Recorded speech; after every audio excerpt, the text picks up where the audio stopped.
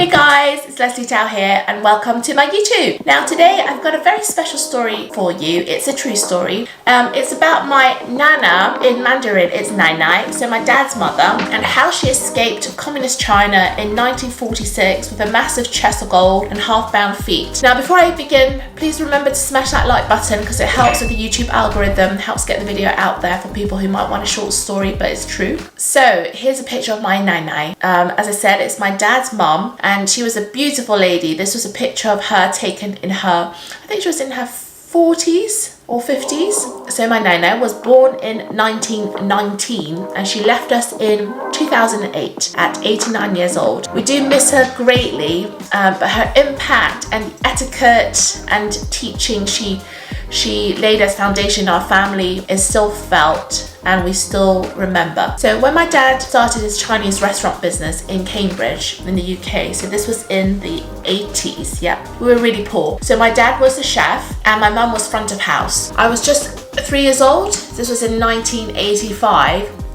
When our first restaurant in Cambridge opened its doors. It was called the Shout Out Restaurant. So this was also my first home in Cambridge because we were so dirt poor during the 80s, we couldn't afford to rent anywhere else. So we actually slept in the basement of the restaurant by putting the restaurant tables together. I remember being bundled up really tightly and pinned together with layers of duvets and covers so I wouldn't get ill. And I hated it because I couldn't move, literally couldn't. I could only roll around and scream. But my Nana eventually caught a bad cold due to the damp and cold conditions in the basement. So she was my dad's sole motivation to quickly buy and move into a proper house. And he was able to do that within a year of operating the Shout Out Restaurant. So when my parents brought our first house in Cambridge, and we moved out of the basement, I hardly ever saw them as they worked all hours in the day. So it was my Nana who would look after me and my brother William. So William's my younger brother, and she would regale countless tales of her youth spent in China and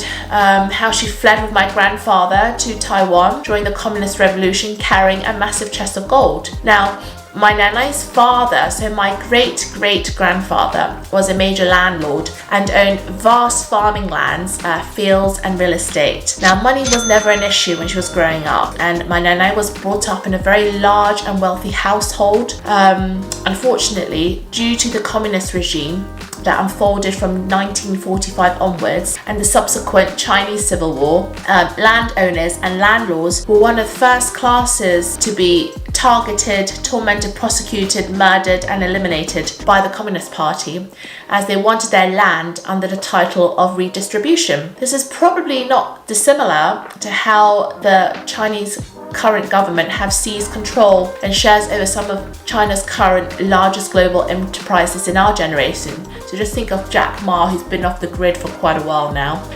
My great-great-grandfather was lucky, so far as his tenants refused to torment him and to kill him because he had always been very kind to them. However, he eventually died from coughing up blood from a burst blood vessel due to all the rage, the anger and stress from losing everything. Yes, so during the Communist Revolution, all of our family's lands and wealth were confiscated, and other family members were not so lucky because they were either tormented or killed by the Communist Party. Now, those who lived to tell their stories were actually women of the household who didn't make it out of China on time. But that would be another 40 years before my Nana would be reunited with her sisters. But that's a story for another time. I will, I'll do a video about it if you guys are interested. So do let me know in the comment section below. So one of my Nana's biggest regrets was not being able to read or write. She was born in a generation where it was unusual for women to get an education. And although she begged my great-great-grandfather to be tutored with her brothers,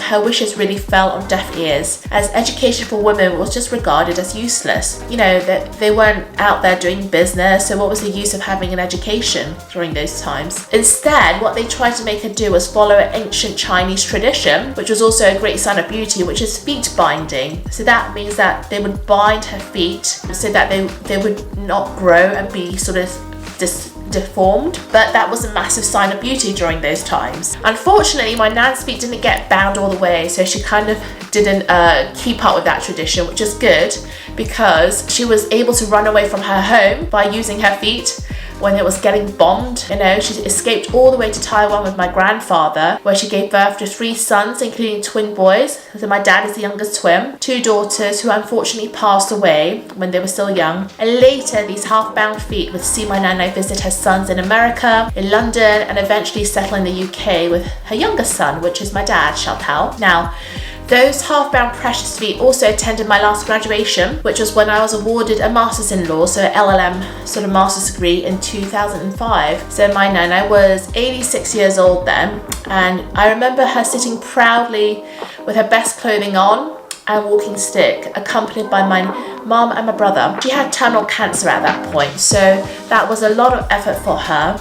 But I was the first girl she could see graduate with a master's degree, and there was no way she was missing out. One of her last words at the graduation, which has been etched in me and my mother's heart since, is, "We finally have a girl who can study." Bless her. So yes, I went all the way through school, university, masters and law school.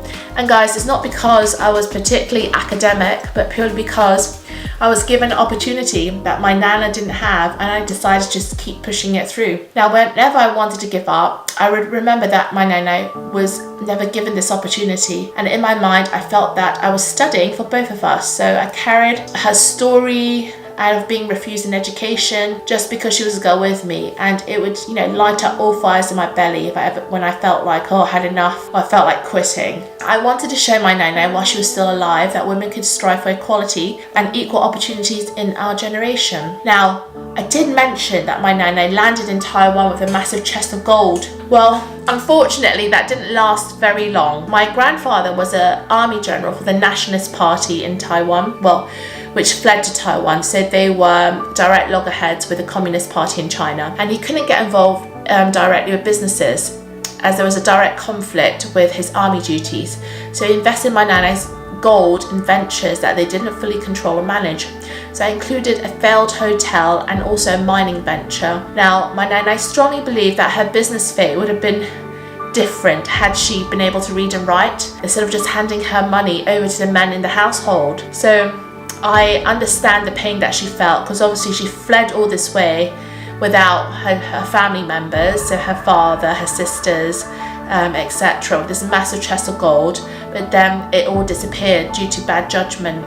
Now, my Nana returned to China in her last remaining years despite living abroad for over 70 years. It's now been 30 years since Nana left us, but her fighting spirit and her stories are etched in our hearts forever, and to this extent I will carry her memories with me, and I'm hoping with this YouTube video my children will also get to see what their great-great-grandmother was like too. So hopefully leaving behind some stories that are true but is passed down from generation to generation.